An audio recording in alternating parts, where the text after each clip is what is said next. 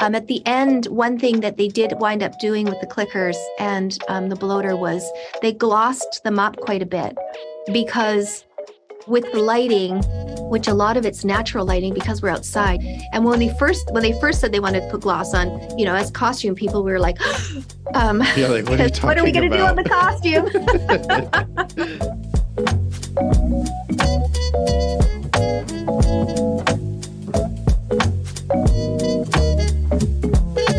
Hello and welcome to the Art of Costume Blogcast. I'm Spencer Williams. And I'm Elizabeth Joy Glass. Spencer, how's it going? Oh my gosh, it's going. It's been a wild few days. I had a pretty crazy weekend. I bet. It's a busy season for us, I feel like. Dude, I DJ'd this weekend for Katy Perry. No, you didn't. I did. It was one of the wildest moments of my life. Okay, Spencer. I'm not making this up. It was really wild. Yeah, it's just been, award season still kind of wrapping up for us. So I'm excited to, get into some fun new projects. But I have to say, I've just been obsessed with a certain TV show and I just can't stop talking about it. It's kind of taken over my life. I think everyone is obsessed with this TV show and its leading man. I think you all know what we're talking about. We are talking about The Last of Us. Pedro Pascal, the Dadalorian. Everyone is obsessed with the show.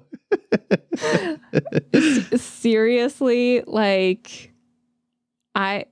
confession, it's a little bit of a different episode because I've only watched the first 3 episodes because it is so stressful. Oh my gosh, Elizabeth. Yes, it is true. Elizabeth has only seen the first 3 episodes. So this bonus episode will be sans Elizabeth.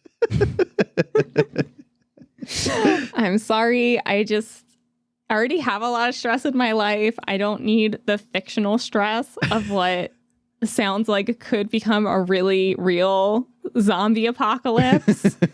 And as much as Daddy Pascal is amazing, he does not lower my stress level during the show. Well, that is okay because actually today we have a really exciting guest I'm so excited to talk to. But first, Elizabeth, why don't you give the summary for this bonus episode? I will, Spencer. After a global fungal pandemic destroys civilization, a hardened survivor takes charge of a 14-year-old girl who may be humanity's last hope. That is The Last of Us. Get HBO Max and watch it. Please don't be an Elizabeth. Watch this immediately. No, I get it. It's a lot to watch, but you have seen the first 3 episodes, and yes, and that third one will destroy you. I am warning you. And that episode is actually our guest favorite episode, so we'll get into that in a little bit. But first, let's dive behind the wardrobe as we usually do. This series was created by Neil Druckmann and Craig Mazin, and we have costume designer, my friend, Cynthia Summers. She is so cool. I love her to death. She is so great. Some of her notable work, a series of unfortunate events on Netflix for which she was nominated for an Emmy. I love this show. You have to go check it out. Yes, it's a little bit of a young show, but the costumes are just a masterclass. They're so good.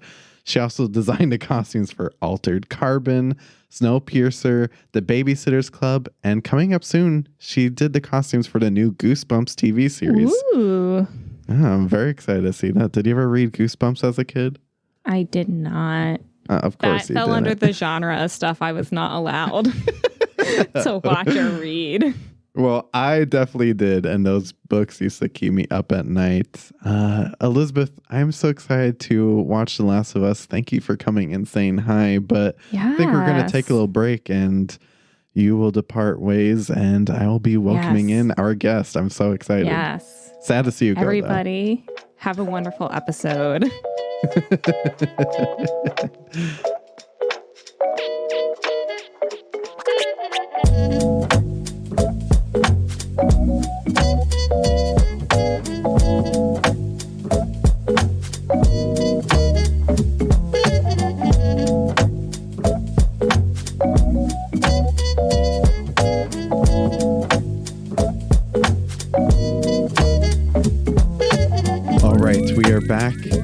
so excited to introduce my friend, the brilliant, the legendary costume designer, Cynthia Summers. Hey, Cynthia.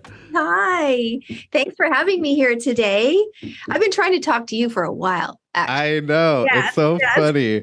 Every week, Cynthia and I text, and we're like, okay, we're doing it this weekend. And then Cynthia will text me back, actually, you should watch next episode. Actually, episode 3 is my favorite. You should just watch 4. Maybe we should chat at the end. Right. But I can't wait anymore, So for all those who are listening, we've only seen episode 5 at this point. So whatever happens this 4th, I'm sure is amazing, but we're not able to talk about it. But I think we have plenty to talk about already. Yes. So we only have an hour. Yeah. Well, first, to just take everyone back, Cynthia and I first met back when she was working on a little show called A Series of Unfortunate Events, which I loved. Yeah. I think it's a masterpiece. Funny story. I met Cynthia. I went to a museum exhibit and I said, if there's one costume designer I meet tonight, I hope it's Cynthia Summers. I caught her in a line at the bathroom and we've been friends ever since. That's so true. And that was, I can't remember if that was season 1 or 2 of Lemony Snicket. Maybe 1. I believe it was 2 because the octopus dress was there. Oh, yes, you're right. Yeah. But it was it was an important show for me, for the show and for me. And so I was really kind of starstruck myself with everybody that was in the room and all the amazing art and beautiful, beautiful work that was in the room. And then you showed up and I was like, who is this really adorable, charming and cute guy? What's happening? This is great. And you're all like, yay. And I was like, yay. I was so new at that point. I mean, this was just like an Instagram at that point. There was no blog. There was no podcast. So, I really appreciate just that meeting, even if it was outside of a bathroom. It meant a lot to me back then when I was first starting. It was a magic moment. Yes. Right. Well, let's dive into The Last of Us. Just everyone else, I'm obsessed with the show. I can't stop talking about it. I haven't been this obsessed with a show since Game of Thrones, which actually there's some similarities, which we'll get into a little bit later with The Infected. Yeah. So my first question is, I don't take you as much of a gamer. So how did you wrap your brain around this project when you started it off? Yeah. Funny little backstory. I did a prequel to Halo 4, Forward Until Dawn, a long time ago. And when I did that, I wasn't a gamer, but my oldest son was really into that game. So that sort of dates me a little bit, but he was really into it. And when I was doing all the press for that, one of the gaming groups said, will you come and play a part of the game with us? And I was like, yeah, sure. And I got there. It was my worst experience because, you have to have that hand-eye coordination with the controllers. And I just didn't have it. I constantly was stuck in the corner. And it was very embarrassing. So I'm going to say right off the top, I am not a gamer, but I definitely have a huge appreciation for people who do get invested in these games and are able to play them. And just, I get it now. I think when gaming first came out, everybody was like, why are young people spending so much time, with all of this? But I get it now. And Last of Us it's so well written and it's written like a script. So the translation from game to, I think therein lies the success of it going from game to live action. The characters are so well fleshed out. There's lots of backstory. There's lots of room for more backstory, more characters to come in and have these relationships with our main characters. So that's what attracted me to the game, to the game translation to live action. And also when I met on it, Craig Mazin pitched it to me as a love story. And I was like, a love story. I don't get that. Yeah, you're like, I saw lots of horrible things. Yeah, I saw lots of really unsettling things, and people are dying, and there's these relationships and children, and so on that note that he gave me, I went back and looked at it again, and one of the things that actually got me was a piece of the game that I was watching, or it was a promo for a piece of the game where a clicker actually gets stuck in a corner in the game, and he or she can't get their way out. And oh, my heart just bled for them, because this was a human. That they're not evil. They're just taken over by nature, and they're just trying to do what is inherently being told, what they're driven to do, which is to procreate and make more connection with this fungi mushroom world. And they're blind, and they can't speak, and they only can echolocate. So I was like, oh, he can't get out of the corner, and they're going to shoot him. And it's devastating. It's devastating. And then the story with Joel and his daughter, and all the devastation that happens. And then, of course, he meets Ellie, and that relationship. That's when I got it. That's when I was like, I see. And it's one of those games, I'm a gamer, and I've played it, but I've actually watched it more than I've played it, which really speaks to the storytelling in this game. I've watched other people play it, which is so counterintuitive. Agreed. And I think that's the beauty of it. You can just watch it and not play the game, although Neil Druckmann, of course, would never want me to say that. But you could. Right. You could, if you're not a gamer, you can definitely get into the game via the series. Right. And I think it's so beautiful. I mean, look at it. It's so beautifully shot. It's cinematically gorgeous. It's devastating, but the relationships are really real. They're very real. And that's also something that Craig had brought up to me at the beginning, was we're going to be in this post-apocalyptic world, and I don't want it to look like it's a devastated landscape, as are the people, but I still want to show humanity. And I want to show that this could happen to us, because these people look like us. They dress like us to some degree. They're going through the same challenges in life that we are going through. He wanted it to feel very grounded in that kind of way. So all of those things made it, really attractive to me. Wow. Yeah. I'm obsessed. So let's dive into the actual costumes of the show this week. Okay. And I have some pictures to go along. It's just for fun. Goodness, so much fun. Right. So because this is such a popular game, you're working with Neil Druckmann and Craig Mazin. Mm-hmm. Where was the line between, because it's one of the world's most popular video games. Yes. So we have these costumes that are so memorable, but then also you're Cynthia Summers, you're a costume designer. Where's the line between giving the fans what they want, but then also just storytelling through costume design, where, not every single moment they're going to be wearing the same exact clothes through 10 episodes. So where's that line? I want to say this reference is beautiful, because something that I really didn't anticipate at the beginning of this show, which is, as a designer, it's okay. So I'm pitched all this backstory and all these beautiful sort of the overall tone of the show. But at the end of the day, it's like a jeans and t-shirt show. Right. So, and post-apocalyptic. So it felt very like my range was very narrow. But that being said, when you see the show as a whole, it's just really beautiful. And the costumes, I want to say this is probably the first show where the costumes have been no, that's wrong. It's not that every show I do is the costumes are the main event, but they're not the main event here. But they are so integral into helping our characters be a part of this world that they're in. And it's collaboration in the biggest sense of the word as a costume designer, probably, that I've ever done, because the tones, the reference to the game, the sort of departure from some of the references in the game, the placement of the costumes where they happen in the game and where they happen in our story are close or the same or in a completely different place. But that was because the timeline of our story just didn't map out the same way as the game did in some instances.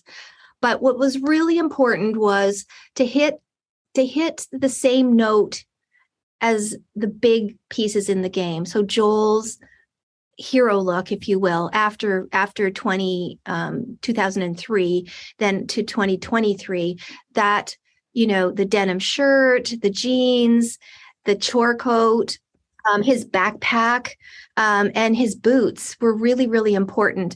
And they're not exact to the game, but I think when you watch it, you'll see it feels the same. And I think that's what was important, because of course The persona is there. The spirit is still there. The spirit is there. And of course, we had to take what was in the game and put it on real people, and then also put it on Pedro Pascal and Bella Ramsey and, all the other characters that come in. So you really have to pay attention to what moves the same on the live action portion of it as to how it moves in the game or where it goes in the game.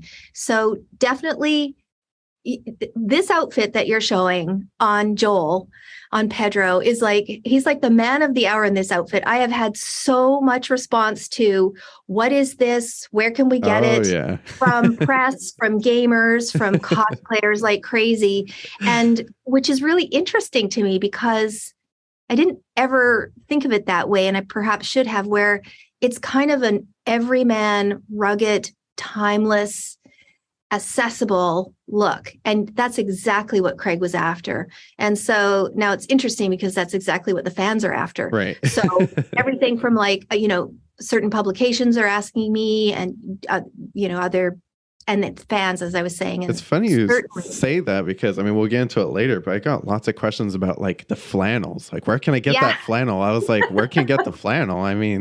Probably anywhere, but I'll ask, type of thing. Totally. I want to know now. It's funny because last night, at very late, I got a request from, I don't know if I can say names of other publications and things here, but from the strategist from the New Yorker who was doing a piece on this exact look. And where did we get this shirt? And there was so much conversation, and they sent a stylist out to look and find it, et cetera, et cetera. And they did find the shirt. But the key point I want to make about this flannel green plaid shirt is it's in the game. We found it at, I never say the name right, Fjällräven.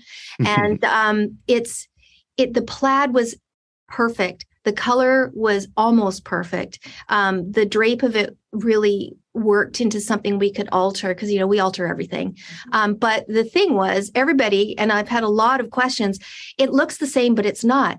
Ours has 2 breast pockets, and the Fjällräven shirt does not, as it comes off out of the factory. And so people were people obsess on those small details. So last night, I got this last minute. I think we think it's coming out tomorrow, and it just we can't find it. Is this really it? And so it is it. We did a lot to it, though. We actually had to reconstruct the entire front of it because plaids have to match, and when you've got 30 shirts, because you need that many to get through all of the action he goes through, especially in this double show. And it's stunt double and all of that. And it goes through different levels of breakdown, meaning it starts off fairly clean because it's worn by Frank at the beginning. Mm-hmm. And then it gets, you'll see it gets worse and worse and worse. But also we wanted 2 pockets to match the game. They don't match exactly, but we needed that. And it had some weird, or not weird, but it had this sort of inset zipper pocket. So we replaced all the fronts. I think we bought them out probably. Wow. From that season. So that's where that came from. And then we overdyed it. We tailored it to fit Pedro because he's, look at him. He's like a handsome guy. We need to make him look rugged but handsome. Oh, yeah. He has 30 minutes in this podcast. Don't worry. Yeah. I got one TikTok question actually from at Hidden Barrow. And they asked an interesting question, I thought. Says, at the end of life as we know it, what clothes remain? Where do they come from? And are they precious or common? I thought that was a cool world building question. That really is. And I had a perspective, which I spoke about on a GQ ad, and they actually looked into it, and they looked into it from a military expert who said I was dead wrong as far as what you would wear at the end of the world. However, okay. I think that, for civilians who have access to, in my mind, denim is something that's timeless. It's been around for a very, very decades. And I feel like it's something that's accessible to everyone, every age, every generation has worn denim in some way. So I think denim was really important for us to show. Also, denim styles are timeless. He's wearing 505s, Levi 505s here. Oh, wow. And of course we overdyed them and broke them down and did, made them unique. But I think that's accessible for people. Flannel as well. And these, these rugged sort of oiled chore coats also. These are all things that are made for work. They're made to be in rugged environments, and they're also made to help keep people warm and dry. You need to layer, you need to do other things with it, but they're good layers. And to me, that felt like in a world where time stopped in a matter of 4 days. So you've got whatever was fashionable or fashion forward or whatever in 2003. And then you also had, what people had been wearing for the decade before that. Because, we keep our denim for years, our favorite pair of jeans, our favorite shirt, our favorite T-shirts and things. And then you take that 20 years into the future, what's left? I think that definitely jeans are something that are much more durable and longer wearing than, say, something that is 100% wool or 100% cotton that's going to be volatile to the elements and to people who are on the run and people who are on the move and wearing layers and layers just to stay warm in the winter and things like that. So right. And the fact is too, I mean, we all know that fashion is a highly pollutant, destructive industry. Yes. So these clothes aren't exactly made to just disappear in 20 years at this point. Exactly. So. Exactly. That's a really good point. And I think that they're timeless looking. And these oiled jackets they're more valuable to people as they do age, because they ease in, they form to your body a bit. They sort of crinkle and move at the elbows in the right places. And they're super durable. I mean, we had to wreck them to get them to look like they do. We had to boil them to take all of the oil out of them so that we could break it down, because you can't put breakdown on top of oil. Right. That was going to be on top of wax. Yeah. That was going to be one of my next questions. Is I'm a big breakdown nerd, and that first episode when they're tossing bodies in a fire, the Boston QZ's a mess. Shirts are sweaty. There's blood. I was like, oh, I can't wait to get into this with Cynthia. So what was the breakdown process like with your agers and dyers? It was deep. And we had a giant team that came to us from all across North America and came to join us. It was like the busiest part of my team. I'm sure. And we had and continuity too. Yeah, continuity. We had a core group, I think, of 15. And when we did the big episode 5, they had like up to 30 breakdown artists working in our building. It was phenomenal. It was crazy. But everything you see on screen, absolutely everything, even Joel and Ellie's new shirts that they get at Bill and Frank's. So the plaid, flannel, and the iconic red sunset shirt that Ellie wears, directly visuals from the game. Even though they were newer there, they still had to be over-dyed so that they looked like they'd faded over the last 20 years, and so that they looked like they had fold marks from being folded up and in a box for 20 years. So absolutely every piece of clothing, underwear, shoes, belts, hats, helmets. That's a whole other part. My team worked really closely with the props team. So all the helmets, all the Fedra gear, everything went through breakdown. Jeez. So aging and dying and destroying. And nothing went from a clothing rack to set. No. And I think it really shows. Someone actually recently said that they really loved the breakdown on Melanie Linsky's Kathleen's jacket. Yes. And I remember seeing that for the first time and thinking, wow, what an amazing job they did. Because look at it. The collar, I mean, it's not just degradation of the item. It's the palette of breakdown, which was so important on this show, because Craig also did not want everything to be black. He didn't want everything to be dark and dingy. So you see the woman standing to the right of Melanie in that lower right-hand corner picture. And, that's like a 1980s style bomber sort of, sweatsuit top piece over top of a leather jacket. So things like that. We just needed to make sure we had, because he wanted people to retain their personality. And I think that we, and of course, the danger of breakdown is everything gets over dyed first to knock the color down, just so it isn't easier space to start with doing the aging. So once you do that, you take the vibrancy out of things, which was good for us, but you also run the danger of taking too much of the color away, because of course you never know how a garment's going to react to being put in a boiling pot of water. Right. And we'll talk about vibrancy in a little, but I love that scene in episode 5, just seeing all the survivors, because these people have gone through hell, and your team really had to like add characterization to all these different people. And, you know, not one character looked out of place. Yeah, look at Perry. Perry was awesome. Jeffrey Pierce, interestingly enough, in case anybody doesn't know, he is the voice of Tommy in the game. Yeah, he's a baddie. He's a baddie. And he's such a great guy. I met him on another show maybe 10 years ago that I did, and he played a completely different character.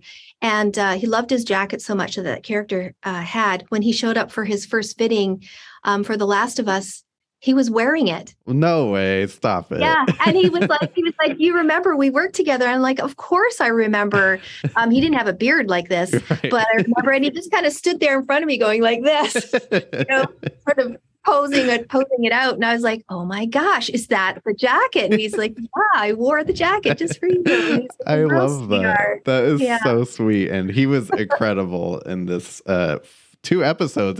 It's a bummer we don't get to see him more. I know. And that beard he grew, especially. Oh yeah, it looks good on him. Yeah. One thing that I was in love with, and I even messaged you about it, was the colors you used. And this really shows also the collaboration with this practical set, by the way, which still blows my mind. But especially episode 2, you see Ellie against this apocalypse-based Boston.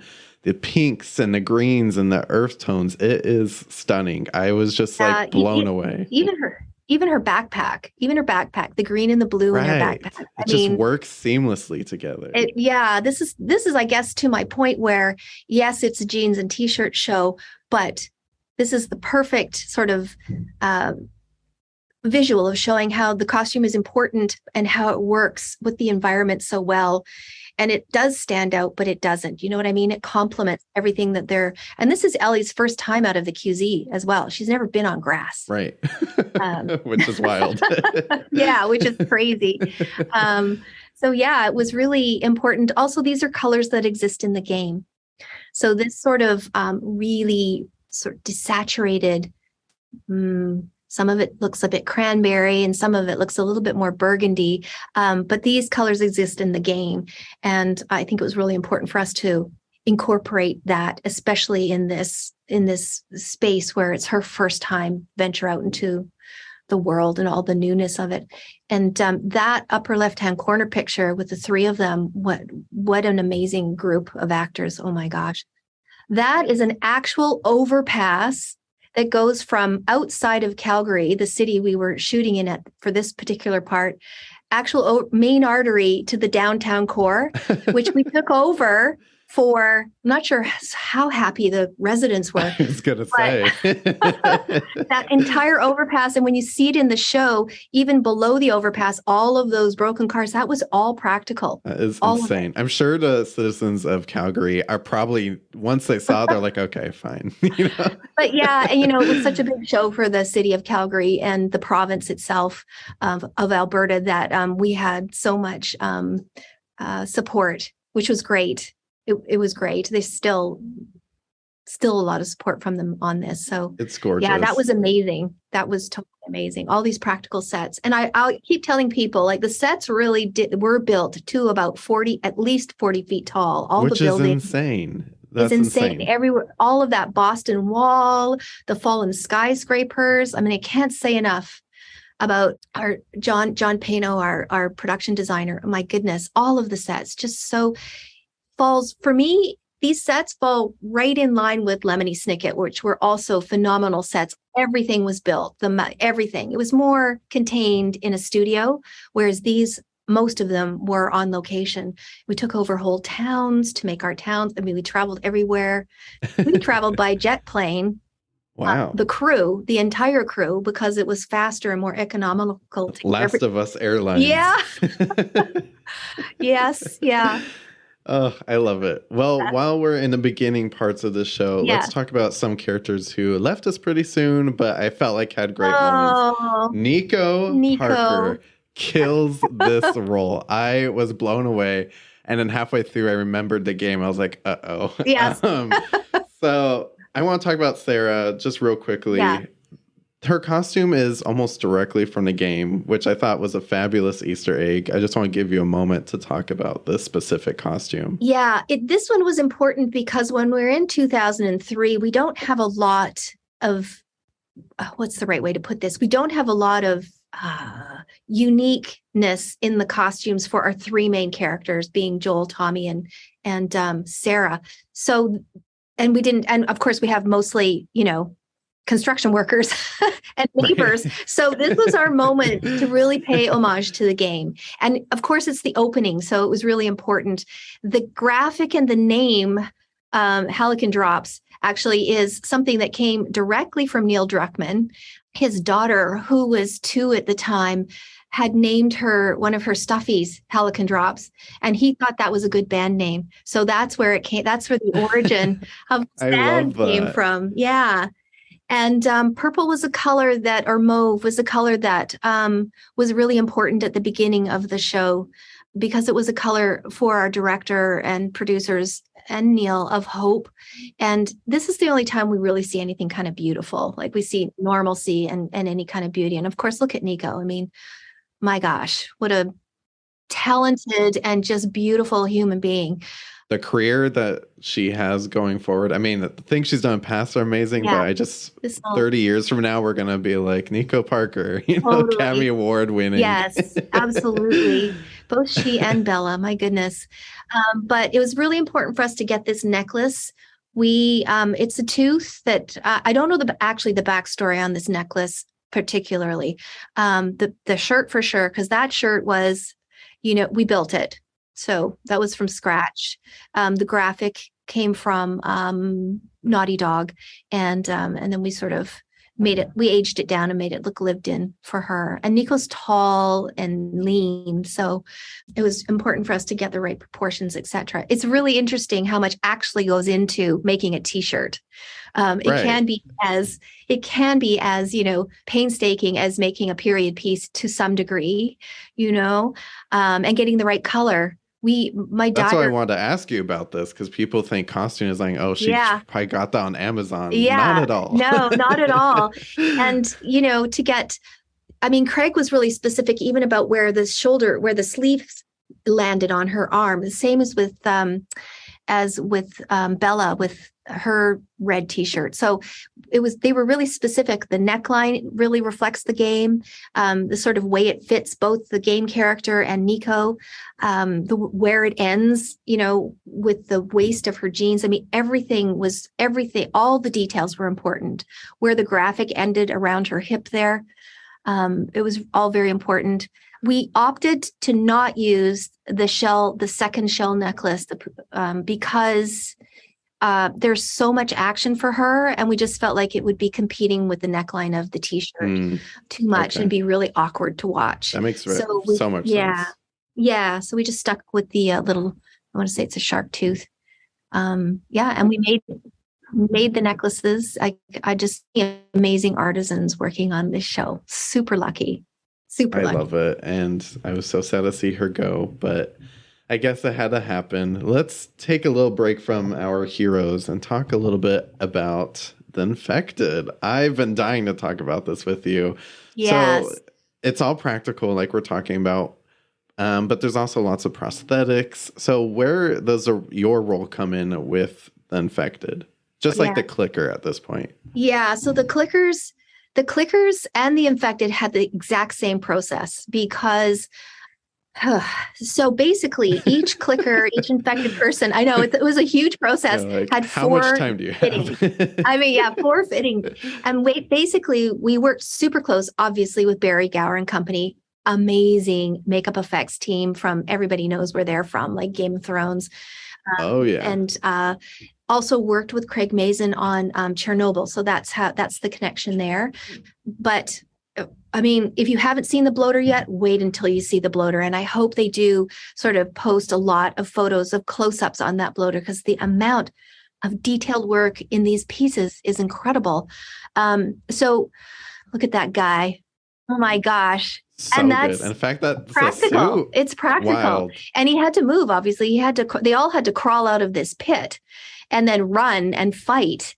And it's all latex. It's all hand painted. You can see the fuzz, the sort of remnants of hair and fuzz sort of on the top. At the end, one thing that they did wind up doing with the clickers and the bloater was they glossed them up quite a bit, because with the lighting, which a lot of it's natural lighting because we're outside. Yeah, you can see in the clicker that's screaming at us in the lower right-hand corner. You can see the gloss on him. And when they first said they wanted to put gloss on, as costume people, we were like, because what are we going to do on the costume? But they mostly sort of stayed with the folds. And I do hope these characters travel, because to be able to see them in real life will just be so magical for people. You can't see all the details here, but you can see to somewhat where the prosthetic ends and where the costume begins. And where the costume begins is where all the hard work came in for my team. So basically, we started with flesh tone compression garments for each character, top and bottom. And then we built on top of that, we sort of mapped out where we thought the pieces of the quarter set mushroom would go on the body, as well as up into the neck and arms and legs. And then from there, we all went away and we started dyeing and doing colors, because everybody was a different color. And then we all came back with some of these shelf mushrooms on, and where the neck ended, we put the whole head on, if they had the neck, or if they were just infected and they had just pieces on, and then some of it was practical makeup. Then we put the costume on, sort of pull all the pieces through the costume, and then start to glue and marry the costume into the mushroom piece. So it looked like the mushrooms are kind of like have eroded through the fabric, as it were, and sort of grown through it, like plants do grow through fabric. And so then it's glued at that point. Then it becomes one piece, one top, one bottom, and the head is separate. And then after that, then the piece goes back to my breakdown team, who painstakingly paint the costume, especially around the upper torso area and back and arms, to sort of blend in with the mushroom itself, the work that the makeup effects team have done, right down to using all of these little different products that look like sort of fermented bubbles, like that are on the mushroom as it's sort of the acid is sort of burning its way through, and fuzz. There's little fuzz all over the ends of these mushroom heads, so that had to be incorporated into the costume as well. And you can faintly see it, and it's creepy every time you catch a glimpse of it. You're like, it's so crazy. I mean, the level of detail. And then after that, it was we'd get to set. It was super hard to dress these guys because everything was one piece now, and everything is very form fitted and strategically placed so that they can run and crawl and fight. And in the game, you sort of see that they almost appear naked at some of the clickers, because the fabric has just come away so much. Obviously, we couldn't do that because these people have to act and do stunts in their costume. But we tried to get as close to that effect as possible. Some have long sleeves because the prosthetics didn't go all the way down their arm. Some had short sleeves. We tried to also have color. I think when you sort of break down the big scenes, you can see that some are female.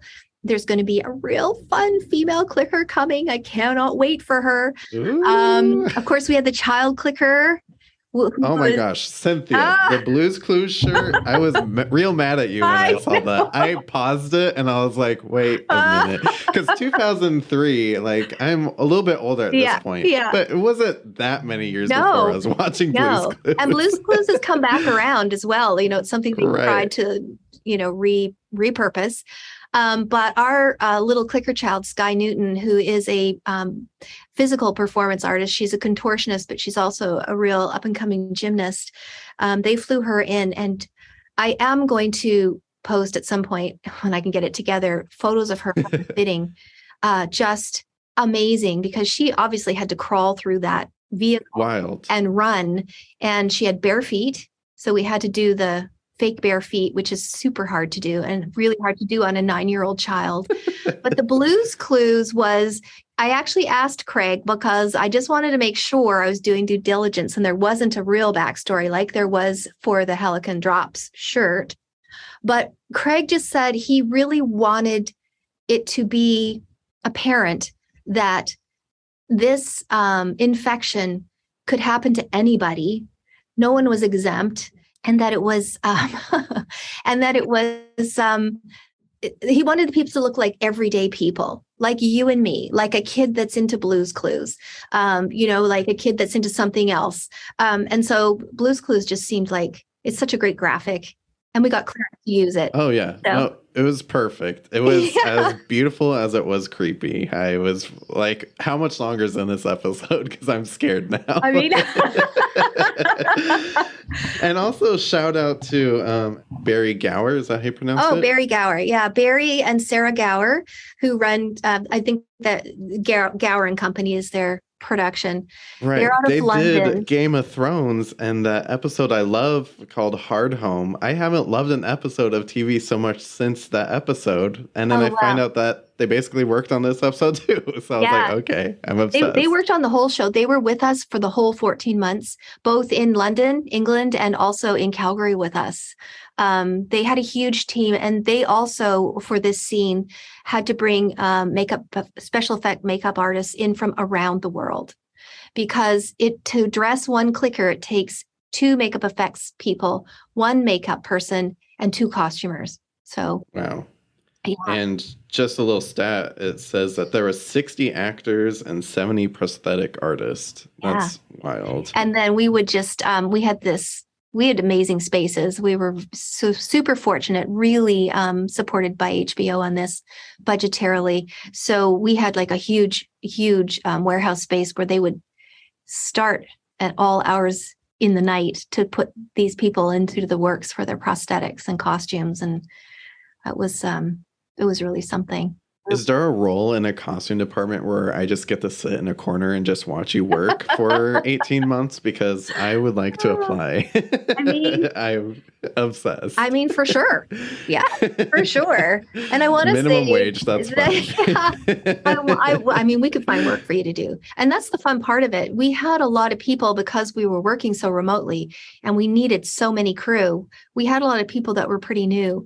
And it was a super amazing opportunity for people to learn the industry on, such a huge, one of HBO's biggest projects ever, certainly for the year in which we were doing it. Right. Okay, Cynthia. Pedro Pascal is perhaps one of the most famous people on this planet right now. And I would be remiss if I did not ask you what it was like collaborating with the Dadalorian himself on this show. I mean, he kills it as Joel. He looks amazing. Everyone's obsessed with his jackets, like we talked about, the flannels. What was it like? It was really great. I didn't get to meet him or even speak with him until he arrived for his first fitting. Oh, wow. So because he's so busy, like this is his moment. It's been his moment for a while, but now he's just like everywhere. So, it was a long 14 months. He came in. And my biggest, as a costume designer, you set the room up, you have all of your options. We actually broke everything down before the fittings as well, which is a little bit backwards sometimes, but we were able to do that. So I really wanted him to be able to feel who the character was the moment he stepped into the fitting room. And I'm getting ready. I'm getting my spiel in my head, trying to find, as a designer, I think we often try to find something in common with the person we're going to be having the fitting with. So, to try and sort of, make it comfortable for everyone. And for me, often it's my dog, Rudy, who I have a really great photo of him holding Rudy in his first. Oh my gosh. Yeah. I'm sure that's an amazing photo. Yeah. But so I'm all ready. I've got it all, and, he's coming off. It was right after the second season of Mandalorian and also, his amazing work in Game of Thrones and everything else that he's done. So I was a little like, it's jeans and t-shirt. So I've got my best spiel going, and he comes in fresh off the plane, been on a long trip, and he comes in and he's open like you see him, like he's not, it's hard to walk into something like a fitting with someone for the first time you've not met and basically to some degree get naked and put clothes on. So, you want to create some kind, and he walked in like, let's do it. This is great. Oh yeah. And I kind of gave him the spiel and I was like, so, it's not going to be as exciting as your last amazing projects. And he was like, I am so down with wearing clothes that are going to be comfortable. Right. And I've never imagined the Beskar armor to be quite comfortable. So I'm sure this is great. Yeah. And get dirty. And then I don't have to wear a helmet. And I was like, oh, thank you. So it started off on a great foot. And I think we nailed like his jeans. They were either the first or second pair he put on, because we have many different options of everything, all the shirts, the jackets. The jackets were a little bit of a journey. But he was just really into it. He was chatty. He had ideas. He knows what feels good on him. And he's a pro. So he knows what it's going to take for him to be able to pull this character off. And, what else can you ask for as a designer? That's right. That's the biggest gift of all. Dream collaborator, I would say. Dream collaboration. Yes. Okay. Before we talk about Tess, I do want to just give my condolences to the friends, fans, and family of Annie Wersching, who brought Tess to life, who just recently passed away. I feel like this world would be nothing without her contribution. She was incredible. With that, I'm excited to talk to you, Cynthia, about Tess. I mean, we only had her for a moment there, but her scenes were just so powerful. Anna Torv is a force. Of course. Yeah. Definitely. She's sure to leave a mark. We see her costumes are pretty functional, I would say. You could tell that she's, been going through this for a long time. She's not exactly, I would say, a fashion queen. No. That's not what's important to her. So how would you describe her? Yeah, totally that. And, she's Joel's partner in the story. She is, I think she feels the weight of the world and the weight of this mission that sort of falls upon them much, much more than Joel does. Joel kind of takes it as like, no, don't want to do this. No, he wants the car battery. He wants the car battery. Yeah, he wants the car battery. She does too, but she's like, I don't know. She feels like she's the grown up of the two of them in a sense. Like she really feels the weight of it. She feels the gravity of their situation. She, obviously, physically, she gets into scraps, and she's just like, she's really a strong woman. And Anna plays her so amazingly. And yes, she doesn't care about what she looks like. Function over everything is what's important for her. We did also try to pay homage to the look of the character in the game, but bringing a little more color to it, just so it wasn't so desaturated and so invisible. And obviously we had to have sleeves on her because she is a real live person, and her character is so physical. And there was a lot of stunt work for her stunt double. So we couldn't have a sleeveless shirt. So we tried to do it with color and sort of shape. Anna really loved how it was not feminine, and it was not androgynous either. It was just functional. It was a functional outfit. And the idea of the people in the Boston QZ as well, or everywhere, is also that you gain pieces. It's not like you go shopping. Right. You gain pieces from other people one way or another, or they're found pieces. So things, traditionally wouldn't fit that well. We do have a flashback when we see her at Frank and Bill's with Joel in early days, and the transformation. I'd almost forgot about that bit because it was smaller but integral scene. But oh my gosh, she's so beautiful. Right, you could tell that she was really excited about that little luncheon. And the luncheon was good and it was better times, and there was a softness about her that you do not get at the first take of Tess. At all. She's just all business. She's physically all business. She's mentally all business. It's been hard for her. Life has been hard for her. And even her hair, it's just, I'm glad that it wasn't just a ponytail, Mm-hmm. which probably would have made more sense for everything she does. Her hair does reference the game as well. And I'm glad we went down that road, and just it was always sort of messy, but I didn't find it distracting in any kind of way. I think it went with everything. And for a character to carry scars on their face that's something that production usually tries to get away from, because it's hard to track. Right. It's hard to track scars or cuts that are healing within the story timeline, and bruising and things like that. But, they were just, nope, this woman would be, she gets beat up. Like, let's make it real. This is real. So I really love that they went there with her, and Anna just embraced it 100%. It really lent to like the realness and the authenticity. I mean, obviously this is fictional, but I mean, in that moment when you're just watching the QZ scenes, it could feel, real life just seeing her, Totally. Yeah. I really loved working with Anna. It was, too bad that her character's life was short-lived. I know. Anna Torv deserves a lot more roles, let me just say. She does. Yeah. I cannot stop talking about how amazing Bella Ramsey is as Ellie. Obviously, she's a big part of the show, the game. She's just amazing. And I'm just like, I hear the Emmy nominations ringing in my head at the moment. She always seems to have on protective layers, which I really appreciate. But occasionally, I notice you work an Easter egg every once in a while, like the palm tree shirt, which I thought was immediately recognizable. So what was it like working with Bella on Ellie? Bella's a joy to work with. And I had spoken to another designer who was working with her before we started, just to sort of get sizes, as we often do. We're often looking for things like that. And just to get a sort of feel the temperature of, what Bella likes, because she's a young person. She's 17 at the time, I think. And I just wanted to get as much information as I could, so I could go in smart. And he just couldn't say enough about her. And then she came, and she's a smart human being. She's also very empathetic. She is very invested in what she's doing as an actor.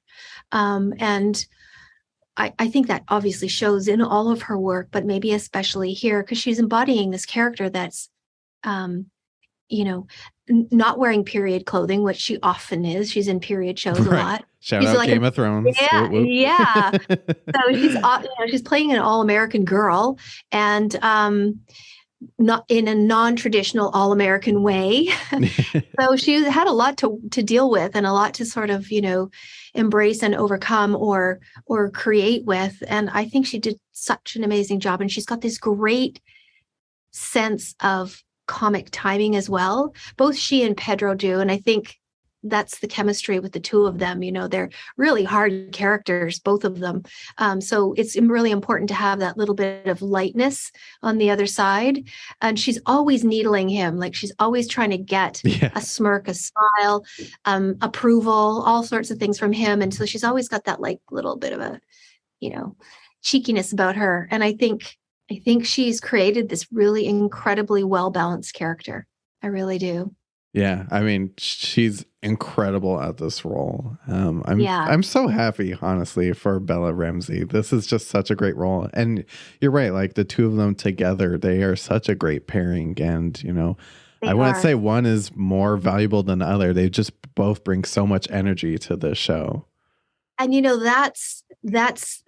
that's key, because the story really is about the two of them and the power that the empowerment they give each other, and how that makes them a successful pair in their journey as characters through this story. So I think it's brilliant casting. And I'm just looking at this picture of the two of them, she and Bella and Anna standing in the water. That was an amazing day in the hotel lobby. That's real. Of course, that's all real. Everything on the show is real and practical, but that was real. And that water was just awful looking. It was awful. And I assume a costume nightmare. Costume nightmare. And everything on the show was that, okay, today they're going to be wading through this green, slimy water. You're just like, cool. Cool. And it's going to be our heroes, not and she's photo wearing doubles. white too, so that's and cool. she's wearing white, yes. Or we're going to be going out in the snow, or we're, all these things that we're doing. It was, or the scorching heat. It was just, that was a challenge, but oh man, well done by everyone. Yeah. So when you have these shirts like the palm tree shirt, is that something that you follow closely, and you obviously have those made, I assume? Yeah, the palm tree shirt we made, it also has a journey. So it starts off not as broken down as you see from the game illustration here, but it gets there. And we actually did the long sleeved gray undershirt as well. Like, we really wanted to sort of hit this one on the head as best we could, as far as being the same as the game, because it was so iconic. And she gains this shirt at a pivotal moment when they're at Bill and Frank's, and they have a shower, or she has a shower actually. So, I mean, it's the first time they've been able to get clean, a different change of clothes since they've been on the run. And I guess I can say at the end of Bill and Frank. And so this sort of, the trajectory for these two characters from that point is really important. And so it was the perfect place for this T-shirt. So it's as direct from the game. I mean, we agonized over that sun, that setting sun. You can't even believe how hard it was to get the graphic exactly how we needed it. We also had to cheat it a little, because on the her left-hand side of the sun, there's a couple of seagulls. And I think there's two or three, but the way it sits in the game, you can actually see it in the game photo. Everything is off a little, skews a little to her left. And so then there's a bit of a space over on her right chest side. And when you look at something for a long time on camera and it's not centered, it becomes really distracting. It almost becomes like, is that a mistake? Or did they intend to do that? So you never want that. So we cheated it a little bit more centered on Bella, so that we didn't have that, issue of people wondering if we made a mistake by having it off to the side a little bit. And I think that means that can't really see it. Yeah, I haven't looked at this dark for so long. Yeah, but I feel like the seagulls are still there. I just remember they were getting really close to her armpit, so we weren't sure we were going to be able to save the seagulls, but they were important, so I'm pretty sure they're there. Yeah, I think I know what you're talking about. It's also dark on my screen, so I'm taking your word for it. Yeah. So in episode 4 and 5, we got to meet Henry and Sam. And for the game players, I think there's certainly a little bit of a nervous energy heading into this episode, because we kind of knew what was coming. But again, I really love the way that, the show and the game have had slightly different versions of things. I think it's exciting. Yeah. But again, so beautifully done. I actually feel like in this case, I really like what you did with the show, because I felt like in terms of the game, these two characters weren't as fleshed out as well as I would say some of the other characters.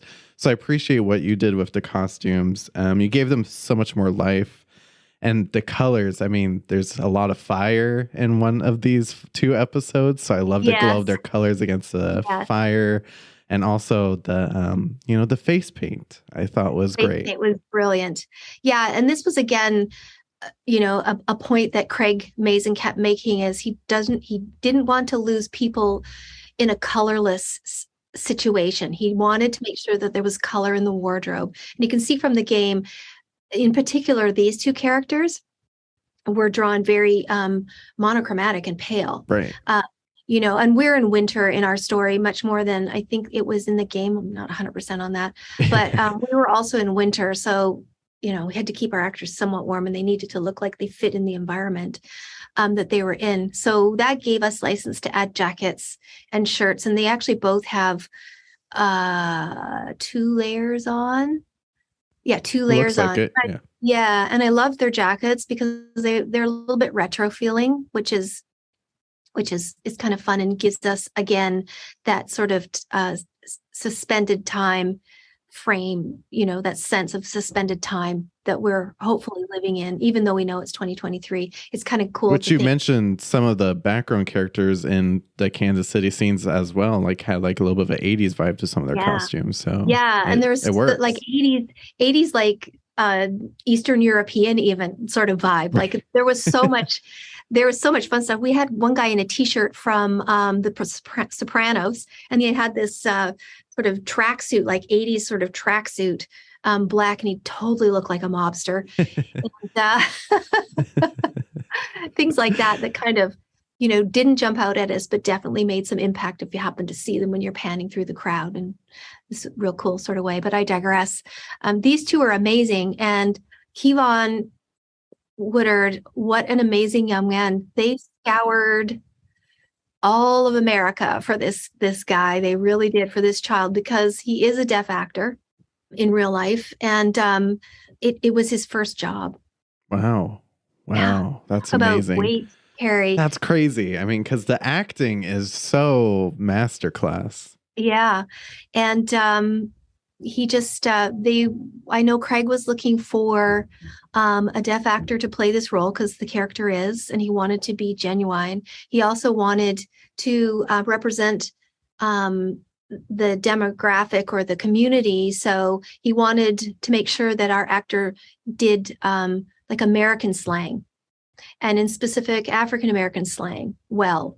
Because that's who this character is. He wanted to make sure that it was almost like specific regionally, because sign language is different in a lot of places. So we got Kevon. What a great guy. And Lamar too. I mean, that one scene. Oh man, yeah. I'm like, don't even talk about it, Cynthia. That was scarring. I don't want to give it away, but oh my gosh, the suspense and the heartbreak. Oh boy. Even though it's coming, it still doesn't feel any better when it actually happens. No, and to be honest, I actually, because they showed somewhere side by side of the scene from the game and in real life, and I like the way that we played it out. To be honest. Yeah. I mean, it's no contest for me. Much love to the game, but still. Yes. Oh, absolutely. But here's a perfect example of, now we have an opportunity to make it a little bit more.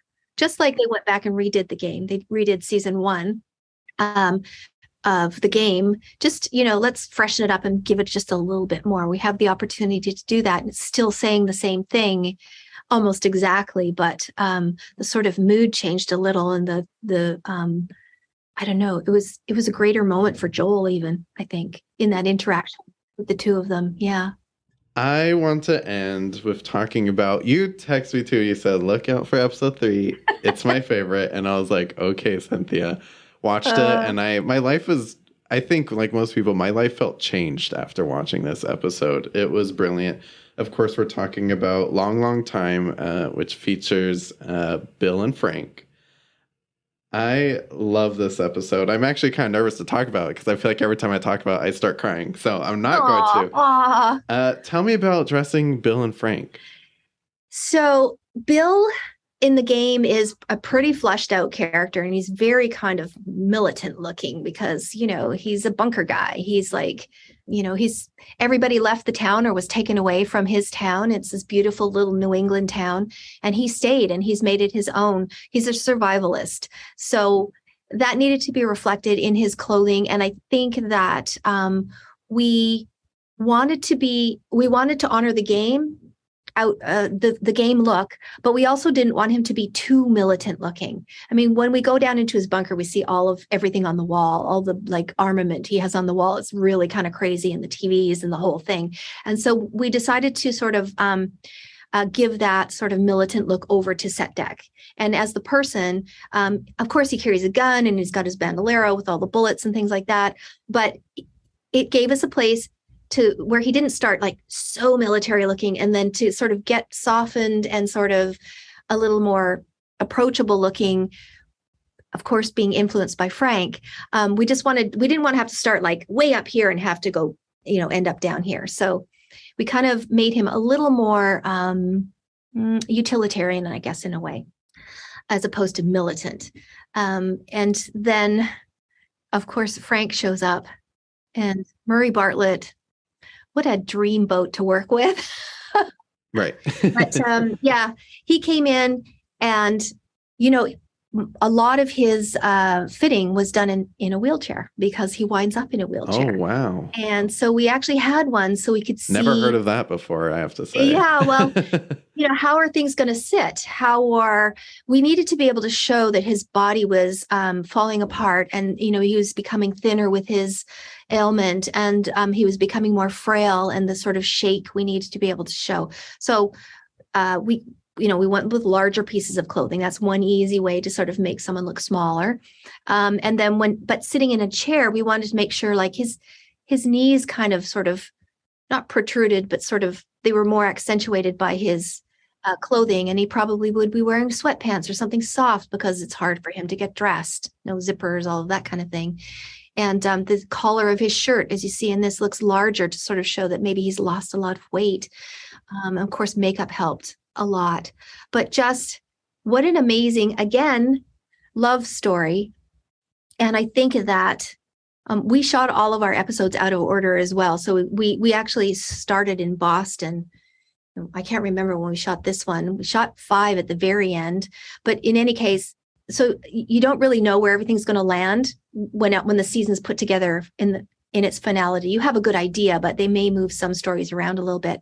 So I think that putting this story in episode 3 after, going through 20 years of starting off in Austin, Texas, and then winding up in, Boston, and everything that has happened and everything's falling apart. And we know that there's these clickers. We know there's this, to stop for a minute and see what one couple, how they've survived this pandemic and where they've landed up in the world. I'm not going to make you cry. It was just such I'm like, a don't look at her. I know. It was just such a beautiful moment. It was just, and the connection with the green flannel and I mean, come on, Craig Mazin and his writing team are just geniuses. The placement of this episode couldn't have been better. Honestly can't say enough good things about this. And then final question. Let's put this to rest. I got so many questions about the flannel. Okay. Someone on TikTok at good old Terra Firma says, in all caps, please ask if Joel is wearing Frank's shirt at the end of episode 3. Was that intentional? Yes, and yes. Yes, Yeah. it's intentional. Definitely. It also a beat from Craig, just like the Blue's Clues, and just like some other things that you'll see in this, because Frank and Joel weren't friendly. In fact, he just met Frank when he knew Bill, so that's how he meets Frank at Frankstown, and Joel doesn't trust anybody, and rightly so.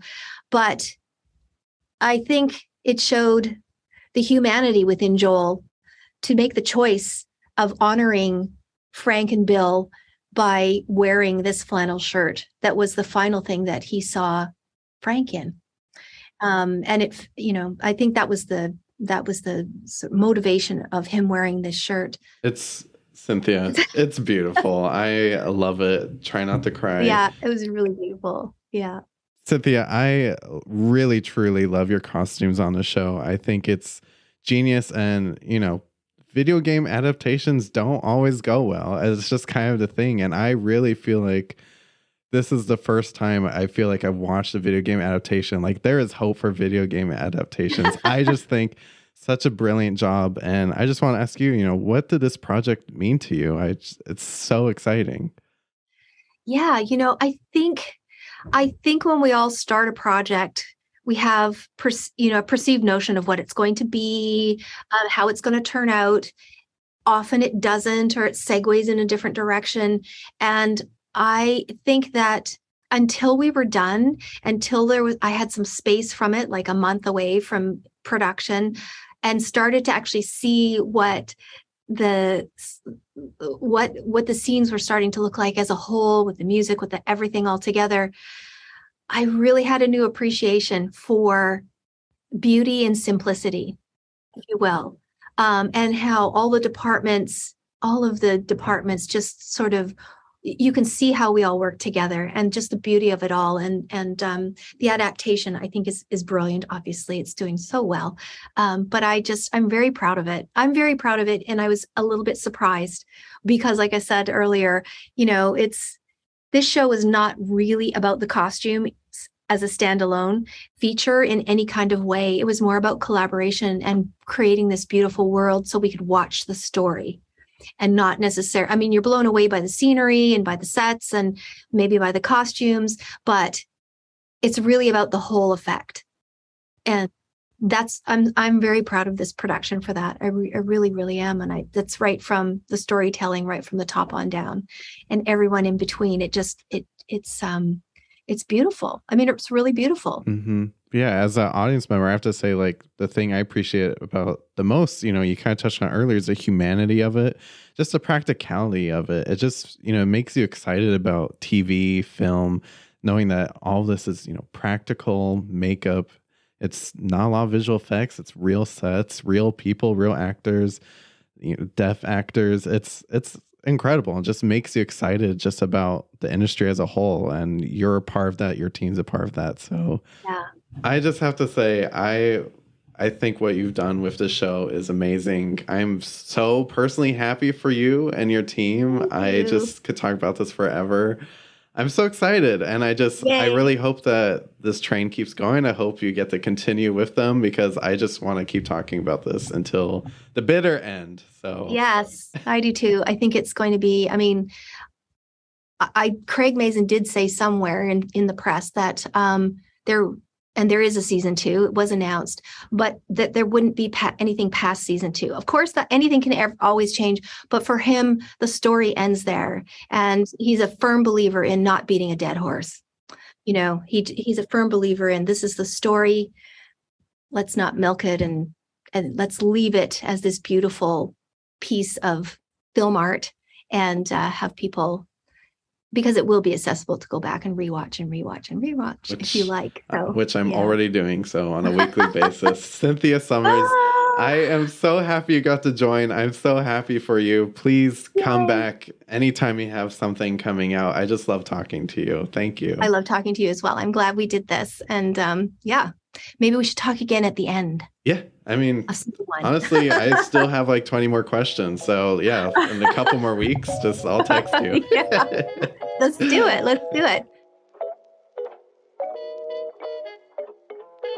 The Art of Costume Blogcast is hosted and produced by Elizabeth Joy Glass and Spencer Williams. Our audio engineering and editing is done by Dan White. Follow us on Instagram at The Art of Costume Pod, or visit theartofcostumeblogcast.com for all blogcast updates. If you want to support the show, go to theartofcostume.com/podstore. For more costume reviews, deep dives, and interviews, head over to theartofcostume.com, a blog dedicated to highlighting the best in costume design.